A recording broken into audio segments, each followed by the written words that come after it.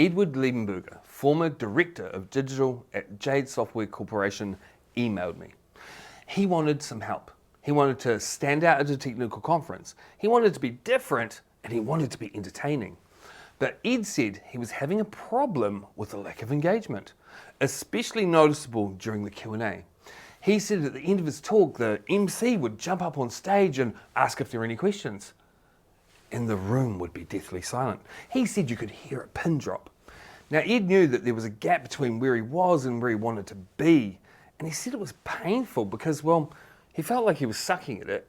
He felt like it was a waste of time, and most important, he was worried that Jade thought it might be a waste of money. So we met, we sat down, and we came up with a plan.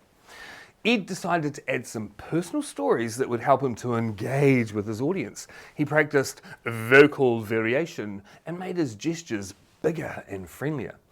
And before the Q&A, he asked the audience to talk to each other about any questions they might have. Ed worked hard on his skills. He logged over 65 hours in preparation for his 18-minute talk. Now, I spoke with Ed after he delivered it, and he said the outcome was amazing. He said that when he finished, the crowd roared with approval. And this time, when the MC jumped up on stage and asked if there were any questions, there was a sea of hands.